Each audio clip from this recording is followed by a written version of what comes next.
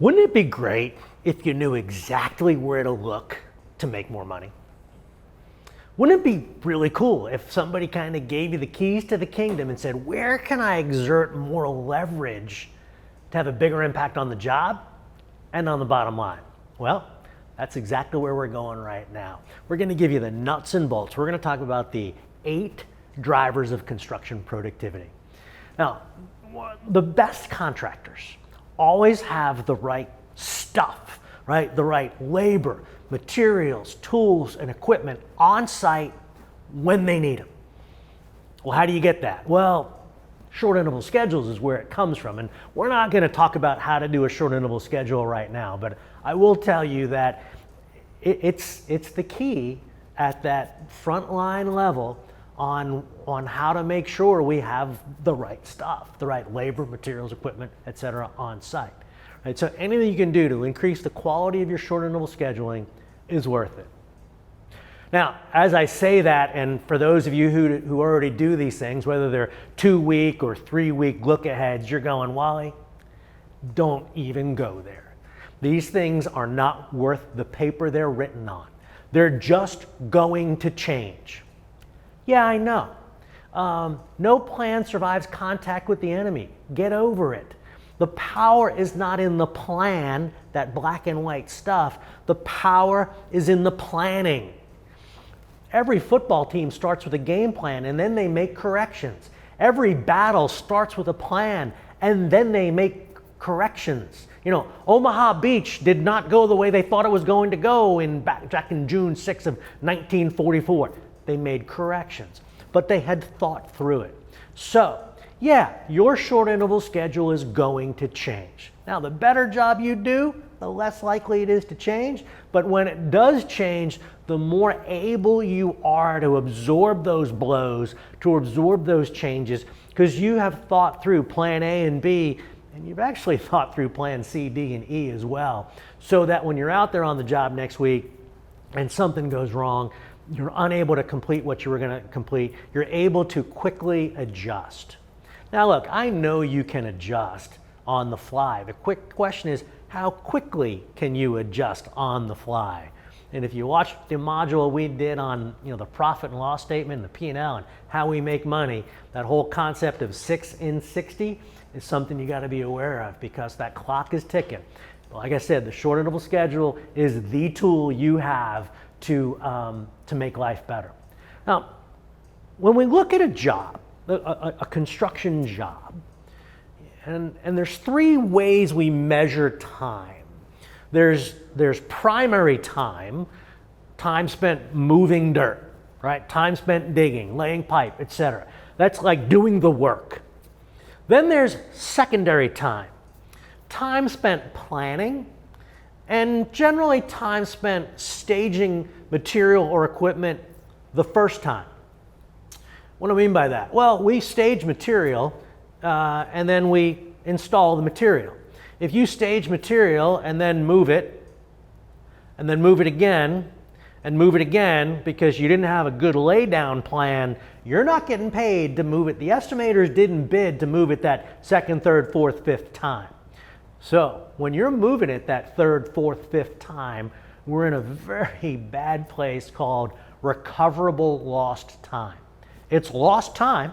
In other words, you're not getting paid for it, but it's recoverable in that we should not have lost it in the first place. So when you think about a job, and you think about you going through the motions every day, and I don't mean going through the motions, but you going through a job every day, there's primary time, there's secondary time, and there's recoverable lost time. If I were to follow you around with a meter, right, measuring you, is he doing primary time? Is he doing secondary time? Is he recoverable lost time? What is it? What is it? What is it? Regrettably, simply, we could say that it's about a third, and a third.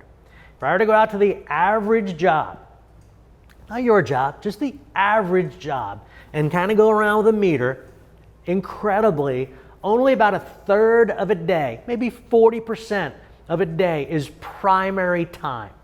Time spent putting work in place the first time. About a third of it is secondary, right? Planning, and staging of gear, materials, equipment to get ready to go. And then about a third of it is recoverable lost time. Now, I give you the example of standing around waiting, okay, but you could also be sweating while you're doing recoverable lost time because you're moving that material the third, fourth, and fifth time. Or you're doing rework, right? You installed something, it wasn't correct, you had to rip it out and put it back in, and you're sweating at that point, but you're not getting paid for it. If you don't believe me that on average, about a third, you know, plus or minus on any side, but from a magnitude perspective, heck, even if 50% of the job was primary time, that means half, you know, 1% isn't recoverable lost time, right? When you send somebody back to the Connex box to get a tool that you should have had on the job in the first place, that's potentially lost time because the crew is waiting for that tool to show up. So if you really want to do a pathetic, demoralizing exercise, analyze your time over the course of a week with how much of it is primary, how much of it is secondary, and how much of it is recoverable lost. Now here's the secret here.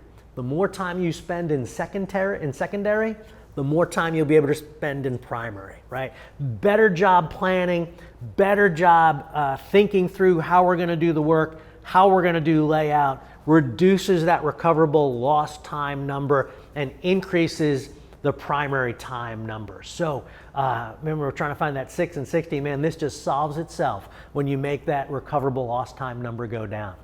So there's a lot of research on that, by the way. If you want to know some of them, I'll send me a message, direct message, email, whatever, and I can share some of them with you. But repeatedly, people from the academic world and the construction productivity world have done this research, and there's way too much recoverable lost time on jobs, and it just doesn't work, right? We're here to make money. So recoverable lost time is we're just throwing it away.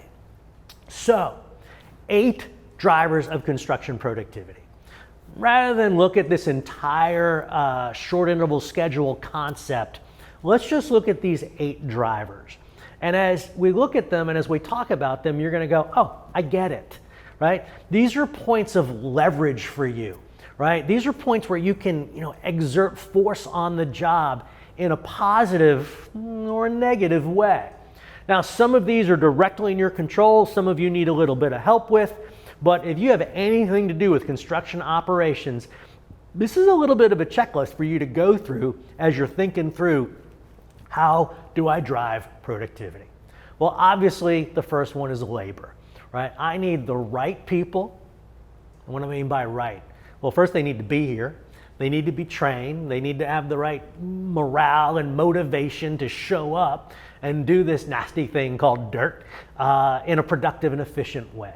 Well, there's a lot in that statement. And in fact, a whole bunch of other modules in this course are going to be about that labor equation and leadership and emotional intelligence and all sorts of stuff, right? But just simply said, labor is a primary driver for you. Materials, right? Do you have the right materials when you need them? Or are you scrambling for stuff? Maybe there's long lead items that you forgot to order. Maybe your supplier bringing aggregate over to the job site isn't as reliable, but they were cheaper, right? That's always a debate we get into. So if you don't have the materials to install or to do the work you've bid to do, you're done. You've driven productivity south, right? You don't have productivity. Tools, and equipment, right? Tools more on the small tool, hand tool kind of a thing. Obviously equipment, bobcats and bigger, that kind of a thing. But do you have the right tools and equipment when you need them? Once again, I can hammer a nail with a screwdriver handle. It's probably not going to be as efficient as if I had a hammer. So what do you need and when do you need it? Now there's a kind of a dark side to this one, and also to the materials one, where you said, well, Wally, if I don't run out of stuff, I'll keep the job going, right? So I'll just order everything, right, that I need. Well, then you might move it 3, 4, 5 times, or it might get damaged. Or what about that D7 on the job site?